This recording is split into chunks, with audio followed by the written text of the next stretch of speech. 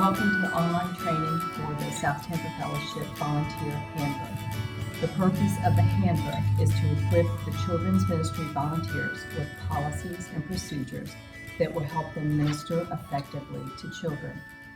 I am not going over the entire handbook with you, so when you receive your copy, it will be your responsibility to go through, read the whole thing to see what else you might need to know. But these are the highlights of it. Curriculum usage. All materials, including lesson plans and curriculum used, must be approved by South Tampa Fellowship's Children's Ministry staff member. So what we want is you to not bring in other curriculum without running it past the Children's Ministry staff. We have a social media policy which states that as a leader of South Tampa Fellowship Children's Ministry team, your online presence and post have the potential to affect the ministry of South Tampa Fellowship. For this reason, it is imperative that you conduct your online interactions in accordance with the Employee Volunteer Handbook and with South Tampa Fellowship's Statement of Basic Beliefs. Several families, which include foster families, have specifically requested that photos of their children not appear on social media. For safety reasons, their photos should not be posted on social media. Volunteers should not take photos or post photos of children that are taken at any church event or activity on any social media platform. You may post photos of your own children, but just be cautious of who may appear in the background. If there's a photo that you would like to have posted on an STF social media platform, submit it to the Children's Ministry Coordinator or Director, who will submit it to the Communications Department to be posted. No adult or student leader may friend, follow, or otherwise engage with non-relative minors who are part of the Children's Ministry of South Tampa Fellowship on any social media platform. Cell phone uses. Use of cell phones, which includes texting, calls, photos, videos, etc., while in the classroom with the children is not allowed unless for emergency purposes. Cell phone use can be a huge distraction during classroom time and can limit proper supervision. Cell phones can be present but not in use when children are around unless given permission from the director or coordinators. Volunteers, leaders, and staff may not take photos or videos with their cell phones of children without written authorization from the child's parents or guardians. The state of Florida mandatory reporting of suspected abuse, abandonment, or neglect. Florida does have a statute that requires that any person who knows or has reasonable cause to suspect that a child is abused, abandoned, or neglected by a parent, legal custodian, caregiver, or other person responsible for that child's welfare shall report such knowledge or suspicion. So that means if you see something, think something, you are required by the state of Florida to make a call to the Florida Abuse Hotline. That the website and the toll-free number are included in the handbook. It is possible to make a report and just say, I don't know if this falls within the mandatory reporting, but I wanted to check. You can give basic information. The person on the other end of the line at the abuse hotline will say, no, you don't need to go any further with this, or yes, we will conduct a little investigation of it. Now, you are not required to tell anyone on the staff of South Tampa Fellowship that you have made a call. It would be nice if you did, but you are not required to do so. Okay, I'm going to move on to classroom procedures. The supervision of children is our chief concern, both because we have the opportunity to share Christ and we are responsible to the parents of the children we have in our care. So, visual supervision is mandatory of all children at all times. We do not send a child anywhere to do anything without supervision. That includes going to the bathroom, transitioning between activities, out on the playground. We always have to have visual supervision. So as the children move, you move also. Be aware all the time of the surroundings for the children, and if you see something that is potentially unsafe, step in and either remove the child from the area or correct the problem that is creating an unsafe condition. We want to communicate with children in a Christ-like manner. We want to give acceptance and encouragement. So that's very important with our body language, the way that we stand, the look that we have on our face. We at all times want to communicate in a Christ-like way. For the safety of children, we strive at all times to maintain 2 adults in the classroom. There are times you've got 2 adults in the classroom, maybe somebody needs to run to the restroom, and so then you're left with 1 adult. Just leave the classroom door open at that point so that as there is movement throughout the building, there is always someone who has second eyes on there. But to that end, it is important that the classroom window, every door has a window. Those have to be unobstructed at all times. So you never want to put something over that window that is going to impede our ability to see into the classroom at all times. Diaper changing policies. Only adult female volunteers may change diapers. So no one under the age of 18 and no men change diapers. So restroom policies and procedures.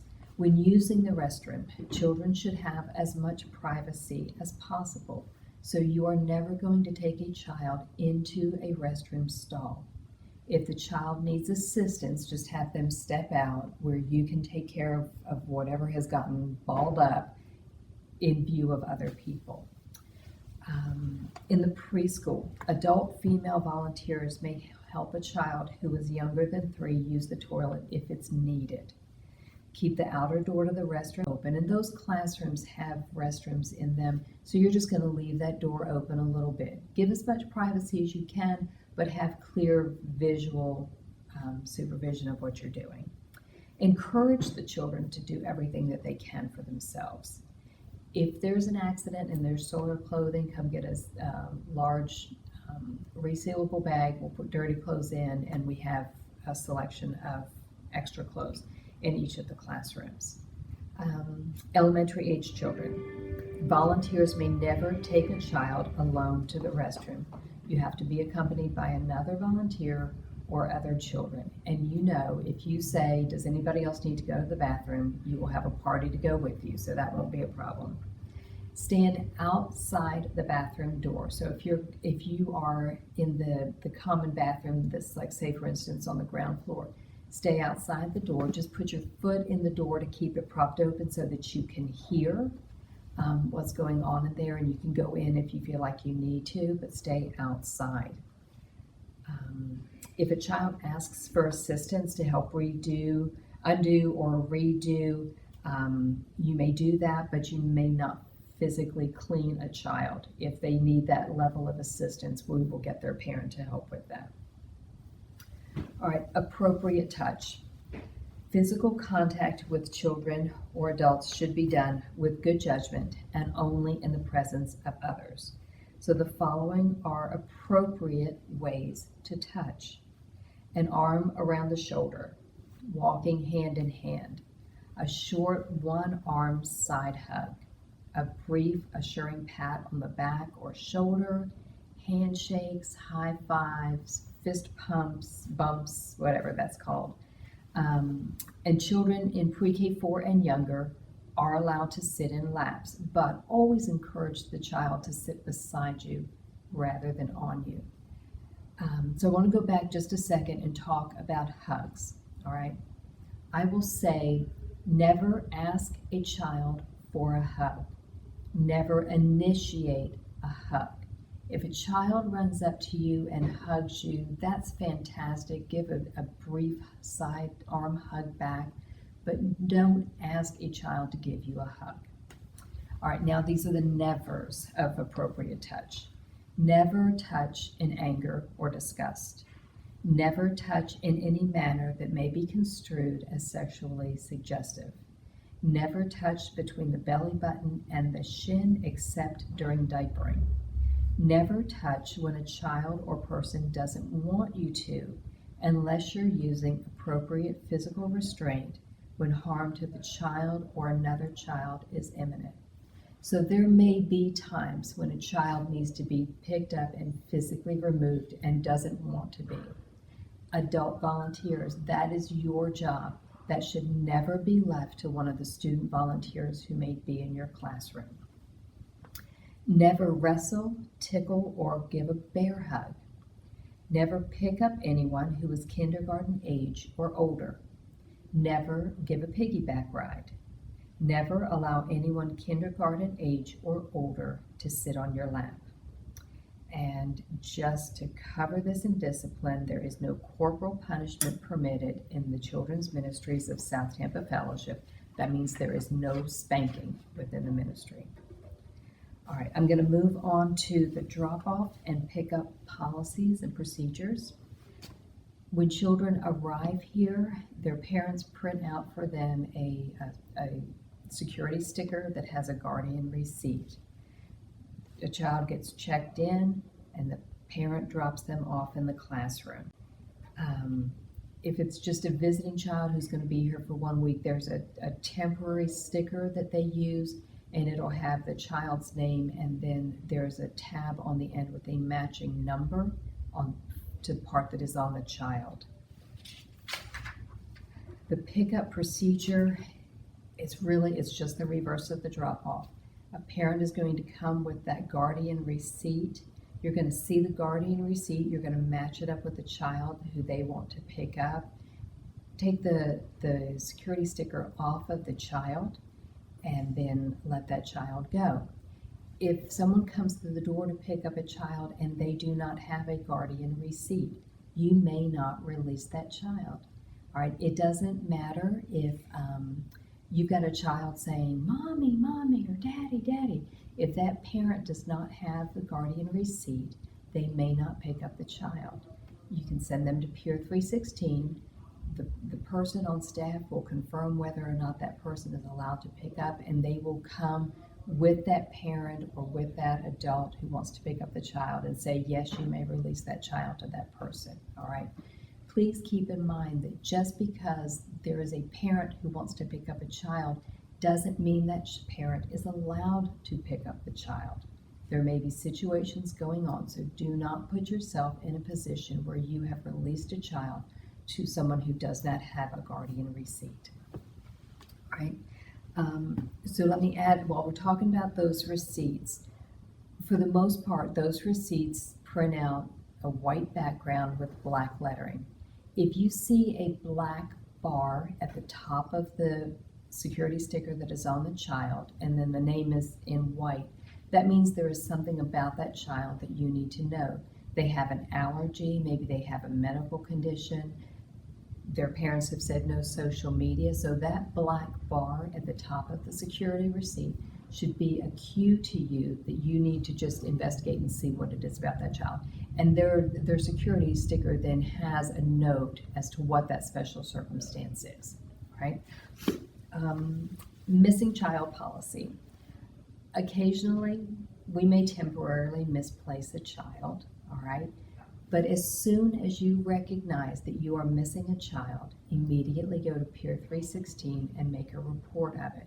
So you were in your classroom and you were going to the playground, you had 10 children when you started, you got to the playground and now you have 9, you have a missing child, okay? And immediately you go and make the report. If you can tell us the name of the child and describe the child to us, awesome.